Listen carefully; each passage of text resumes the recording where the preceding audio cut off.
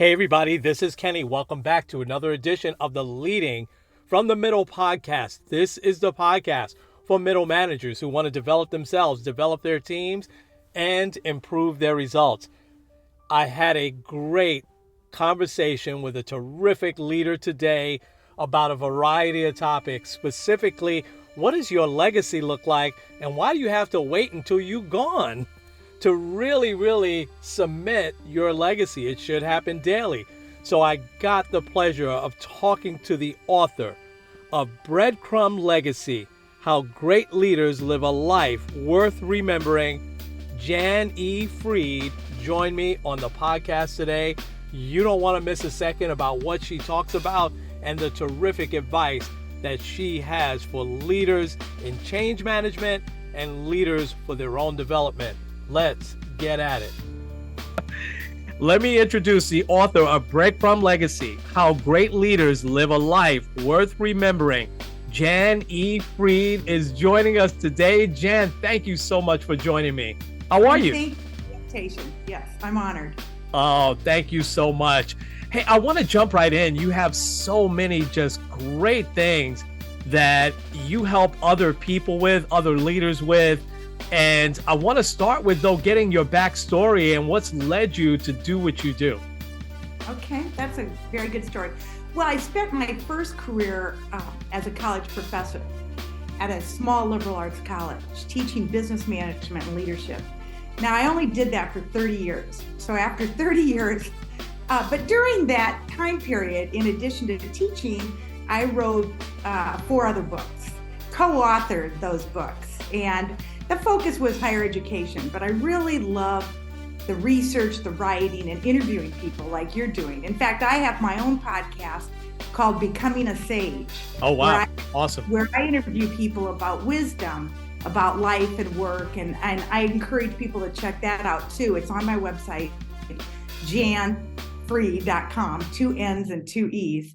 But I just love interviewing people. And so when I left full-time teaching, I had already started a research project that involved interviewing leaders. And so that book came out in 2013, and that's called Leading with Wisdom, Sage Advice from 100 Experts.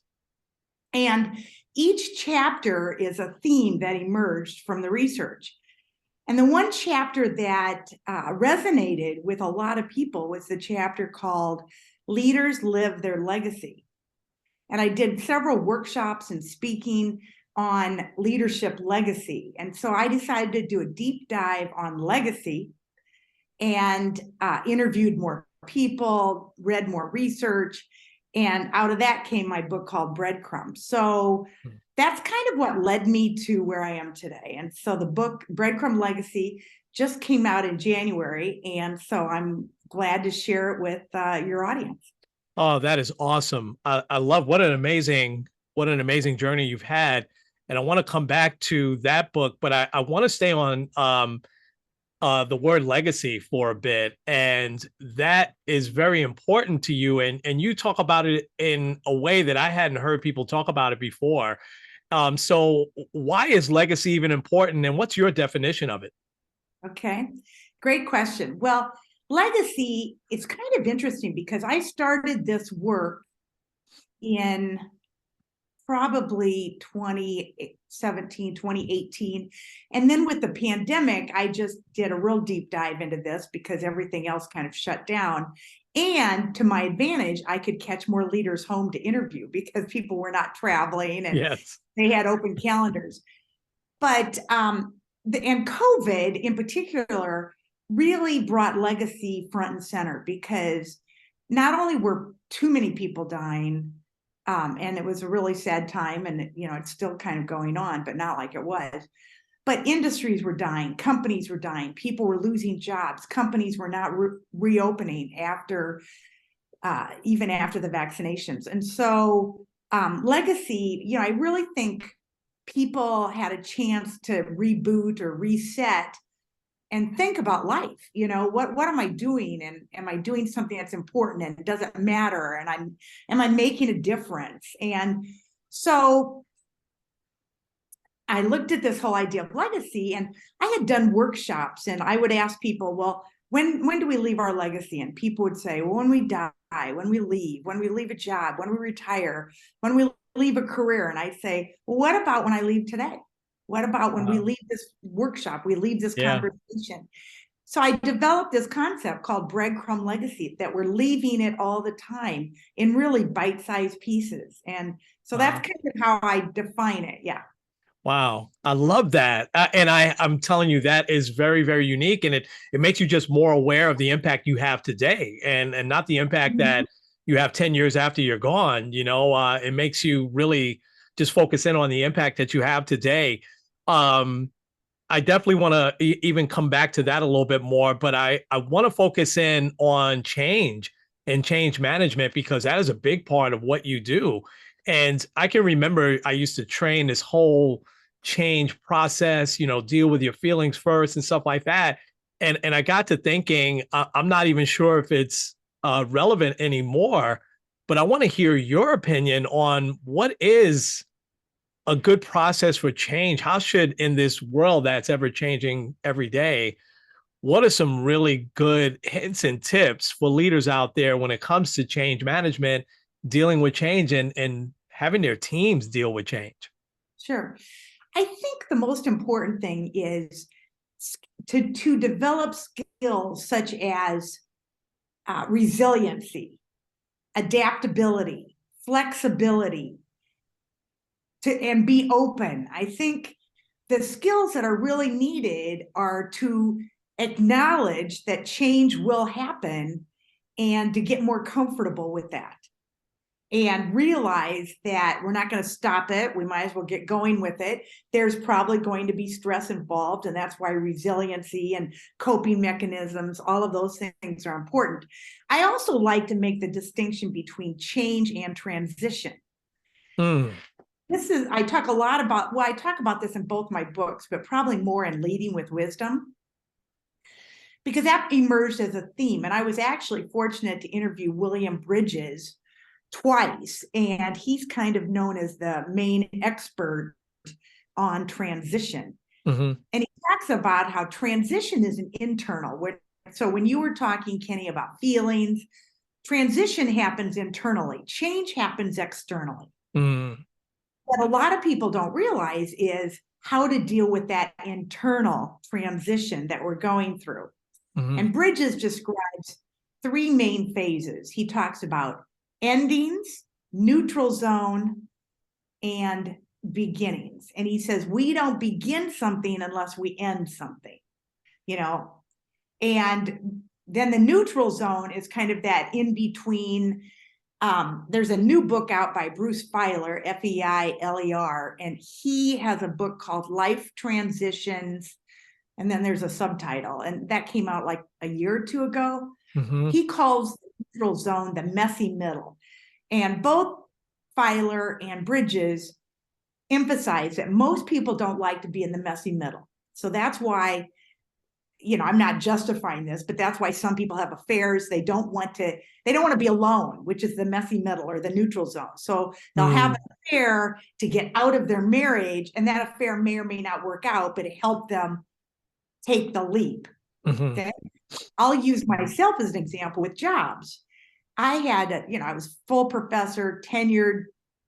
I'd been there, I'd had tenure for a long time. I even had an endowed chair in leadership and character development. And I loved what I was doing, but I wanted to make a change. And it was really hard to let go of that job security. But I got asked to teach a graduate course, and I'd never been able to, or I didn't have the opportunity because I was teaching at an undergraduate institution. And I had the opportunity to teach a graduate class. And that one class gave me the courage to say, I can leave my full-time job. I can be a consultant. I can do something else. So there are phases that it really helps us if we understand. And then beginnings, so what Bridges and Feiler both say is, figure out what's ending, help yourself through that, figure out why that didn't work or why you want to leave or why you want to make that change. And then you can start something new. Mhm. Filer even created this word, I'm pretty sure he created it, called life quakes. So instead of an Life earthquake, it's a quakes. life quake, Yes. which is a major Yeah. life-changing event that we then have to learn how to deal with internally. It could be a divorce, could be a layoff, could be a firing, could be a retirement, could be a death, some major life that just really shakes you to the core that you have to figure out how to get through. So, I think dealing with change, it's more important to deal with the transition. And there's a lot of research out there, including my books. Yes. So, Well, and that was just everything you said was just it just really hit me to my core. And because several months ago I went through transition. I was with Sprint and T-Mobile for 25 years and then got laid off. And okay. I really focused on the change external part first, and I struggled with that. And then I internalized and I kind of got past because I was mad. I was upset. How could they possibly lay me off, Sure. And what you said, I wish I had known that back then, because what you said will not only help people with those big life changes, but I also think, maybe I'm in a retail store and I'm asked to move to another retail store and I don't want to leave, Right. and just everything you said just makes so much sense. You've spoken to a lot of people, and especially in your book, Leading with Wisdom. Uh-huh. Um, are there a couple of lessons that really stand out for you that you use every day? And if so, what are those? Sure. Well, one theme that was really an aha when I wrote Leading with Wisdom is the theme of death, dying, and grief. And my main driving question was, how can I prepare people to be the kinds of leaders needed in these uncertain times? Now, that book came out in 2013, which was after the financial crisis of 2008. But that was a real interesting theme because these leaders were saying to me, because they'd say, you need to be teaching people about grief, dying, loss. And I'm like, what? And they said, Hmm. well, 2008, people lost jobs, industries died, companies went away, people were struggling, people were dealing with a lot of grief. Well, fast forward to 2020, and COVID just made death front and center. Hmm. Some way, everybody was, facing some kind of loss. Mhm. My dad died in 2020. He didn't necessarily die of COVID, but the loss was, I had to stay 6 feet away from him. I couldn't really get near him. Mm, I still get sad when I think about it. of So, course. the whole idea of losses and grief. And out after 2013, when my book came out, Leading with Wisdom, one of the questions I asked these people, these gurus, these sages, is I said, well, how can I learn this? And how can I learn it so that I can teach it to others? And one thing that came out was, well, become a hospice volunteer. So I went through hospice training twice because it was 4 years apart. I first went through it in about 2007, but I was still teaching full time. Didn't have time to volunteer, but then I went through it again in like 2011, and now I'm a hospice volunteer. And even the training, the hospice training, you don't have to be a volunteer, but even going through the training makes you a better leader. Wow. It helps with Wow. compassion and Yeah. empathy and helps you understand loss and grieving. And I know I've become a better friend and a better person because of that grief work. So Mhm. I would say that was really, and that became a major theme in Breadcrumb Legacy called Embracing Death.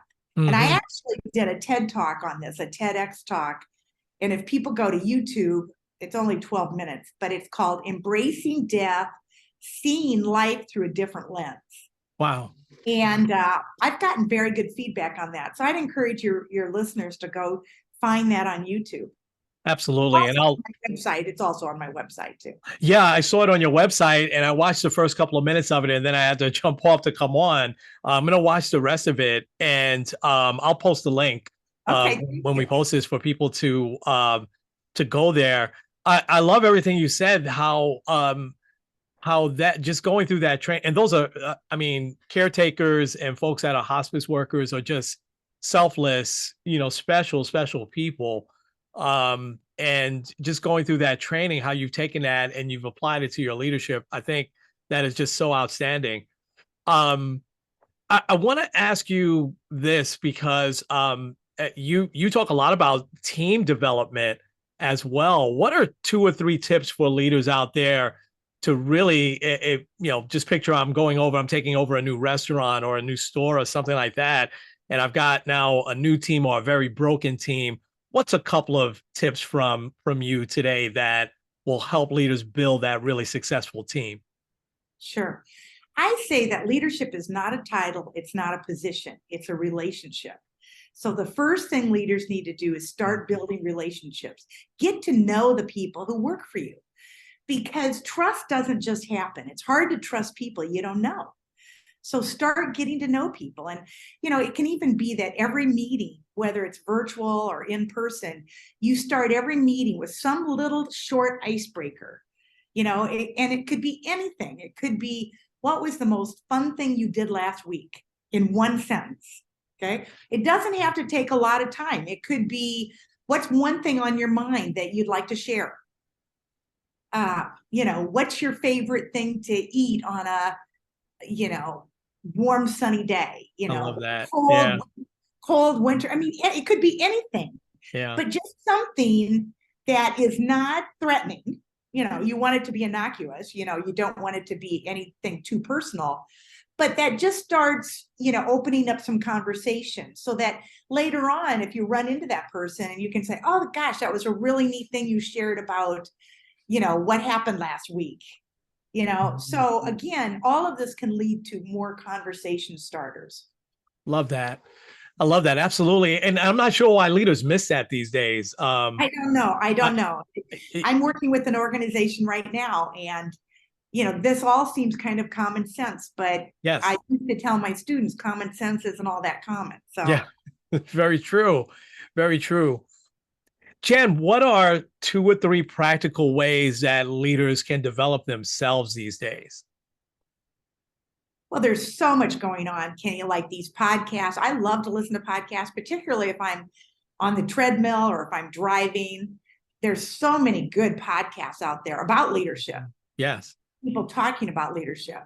Hmm. Um, Leaders are readers. So usually people who read, you know, and people learn different ways. So, might be reading, it might be podcasts, or a combination of both. I just always say we need to keep going and we need to keep growing. And there are Hmm. so many workshops out there, webinars. I sign up for a lot of webinars. I don't always make them all, but if you sign up, you often get a recording. Um, I just think the whole idea is to be open, to be thinking about, I need to keep a growth mindset going. Hmm. And there are all kinds of ways, and a lot of ways that do not cost money. Yeah, I love that. And the growth mindset thing is also something I see leaders miss. And that's the next question I really wanted to ask you is what are a couple of things that you see that leaders miss? We talked about one, right, of that personalization, right, every Yeah. day. But what are a couple of things that in your travels you're like, oh, how did they miss that? And what are 2 or 3 things that you think leaders are missing these days that they really need to get better at? Well, and again, I'm going on some organizations that I'm working with now, but it kind of goes back to, this is like from the 80s, but Tom Peters, who is one of the co-authors, Peters and Waterman, of In Search of Excellence. Now, a lot of those companies didn't do so well, but one phrase that Tom Peters made popular was, excuse me, MBWA, management by walking around. Yes. And I think Yeah. leaders need to be more visible. I think in tough times, when things are not so good, too many leaders act like turtles and they just crawl into their shell and they Yes. stay in their office. Yes. When things are not so good, that's when people need to be visible. That's when Yes. people need support.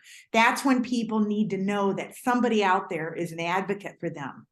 And so they need to increase their visibility. But the natural thing is to decrease it like a turtle. And I'm saying to leaders, force yourself to get out of your office, ask people how it's going. Ask people, I say the most important question leaders can ask is, how can I support you? Hmm. Hmm. And again, you Yeah. don't know what the answer will be. Yeah. But notice how it's an open-ended question. It's not, let me know if you need support, or do you need support? No, how can I support you? And usually people will have some response. Yeah. I love that. And leaders will sometimes ask those closed questions because they just want a closed answer, right? But And they want efficiency, and I yeah, think these days efficiency is not as important as effectiveness. yeah, yeah. Oh man, that is that should be a billboard there. Efficiency is not as important as effectiveness. I love that. Um, living a life worth remembering. Paint a picture for us, Jann, on what that really truly means to you. Well, that's a good question. I've been using a lot of this research with undergraduates for a long time, because I was using that research that became Leading with Wisdom, and then, as I said, this book is kind of an extension of that. So even with undergraduates, I wanted to make the impression that I wanted them to think about, how do you want to be remembered, and start living your life like that now. And the earlier you understand that, the better off you are. Yeah. Man, I love that. Absolutely. And it's daily, right? It's Yep, it's it's every daily. day. It's every minute. And it's in Absolutely. bits and pieces. Yeah. Absolutely. Um, this will probably be my last question. Well, no, I will ask you one more thing after this. So I love the word picture of Breadcrumb Legacy. And how did that come to you? Well, I want to give a shout out to my coach. I hired a writing coach, not so much for the writing, but his niche is helping people find their big, sexy idea. And after working with him, his name's Mark Levy, Mm-hmm. Levy, and it's levyinnovation.com. And after working with him for about 18 months, and he did help me put together a book proposal to approach publishers, but he somehow, in conversations with him, he and I, he would ask me questions and I would talk. And after several months of working with him, we landed on this concept of, we're really talking about a breadcrumb legacy.